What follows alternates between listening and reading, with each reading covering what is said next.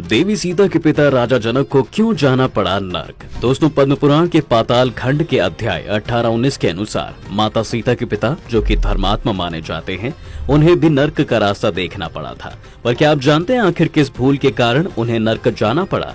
ये बात उस समय की है दोस्तों, जब राजा जनक का समय धरती पर पूरा हो चुका था। तब उन्होंने अपने योग बल से अपने शरीर को त्याग दिया और एक सुंदर सजे हुए विमान में बैठकर सेवकों के साथ चल दिए। राजा जनक का विमान जैसे ही समनीपुरी से आगे बढ़ा, वैसे ही उन्हें हजारों लोगों की आवाजें सुनाई दी, जो जोर जोर से चिल्ला रहे थे। वो भी रोते हुए एक साथ कह रहे थे, हे पुण्यात्मा, आप यहाँ से मत जाइए। आपको स्पर्श करते हुए जो हवा हमें छू रही है, उससे हमें बहुत सुकून मिल रहा है। हम पर दया करें और यहाँ से ना जाएं। ये सुनकर जनक जी हैरान परेशान हो गए।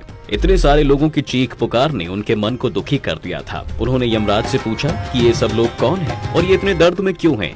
अगर मेरे यहाँ रहने से इन्हें सुख मिलता है तो मैं यहीं रहूंगा। यमदेव बोले, राजन, ये नर्क लोक है और ये दर्द भरी आवाजें यहाँ रहने वाले पापी हत्यारों की हैं। इन्होंने अपनी जिंदगी में जो पाप किया है, अब उसी की सजा इन्हें मिल रही है।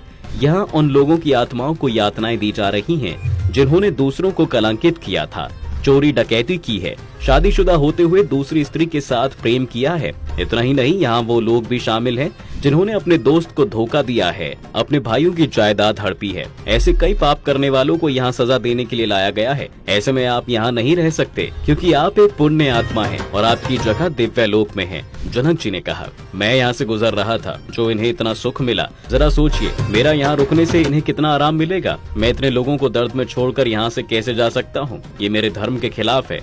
मैं इतना पत्थर दिल भी नहीं हूँ। अगर आप इनको इनके दुख से मुक्ति दे दें तो मैं भी यहाँ से खुशी से जा पाऊंगा। यमराज बोले, राजन, इन लोगों ने बड़े बड़े पाप किए हैं और अपने कर्मों की सजा भुगते बिना ये यहाँ से नहीं जा सकते हैं। उन्होंने एक पापी की तरफ उंगली करते हुए कहा, आप इसे देख रहे हैं? इस व्यक्ति ने अपने ही दोस्त की पत्नी के साथ जबरदस्ती की थी। वो दोस्त जो इस पर आंख बंद करके भरोसा करता था। बताइए, इसे कैसे मैं मुक्त कर दूं? इसे तो पहले लोशंकु नाम के नर्क में 10,000 वर्षों तक पकाया जाएगा। उसके बाद इसे सुअर की और फिर मनुष्य की योनि प्राप्त होगी और उस योनि में ये नपुंसक होगा। आइए अब आपको एक और पापी दिखाते हैं। यह देख रहे हैं आप? ये शादीशुदा होते हुए भी हमेशा दूसरी औरत के साथ रतिक्रिया करने में लगा रहता था। इसलिए इसे 100 साल तक रैरव नर्क में यात्राएं झेलनी पड़ेंगी। और ये जो तीसरा पापी है, इसने चोरी को अपना पेशा बना लिया था, इसलिए इसके दोनों हाथों को काटकर पूरे शोणित नाम के नर्क में फेंक दिया जाएगा। इसी तरह से ये नर्क ऐसे महापापियों से भरा पड़ा है। पर अगर आप फिर भी इन आत्माओं को छुड़ाना चाहते हैं तो आपको अपने पुण्य इन्हें देने होंगे। राजा जनक ने बिना एक पल गवाए अपनी जिंदगी भर के सारे पुण्य उन पापियों को दान कर दिए। ऐसा करते ही वो सारी आत्माएं नर्क से आजाद हो गयी। उन्होंने जनक जी के नाम के जयकारे लगाए और उनकी तारीफ करते हुए दिव्य लोक की तरफ चले गए। आत्माओं को मुक्ति दिलाने के बाद भी जनक जी खुश तो बहुत थे, लेकिन अभी भी उनके माथे पर चिंता की लकीरें साफ दिखाई दे रही थी। यमदेव ने कहा, राजन, अब क्या सोच रहे हैं आप?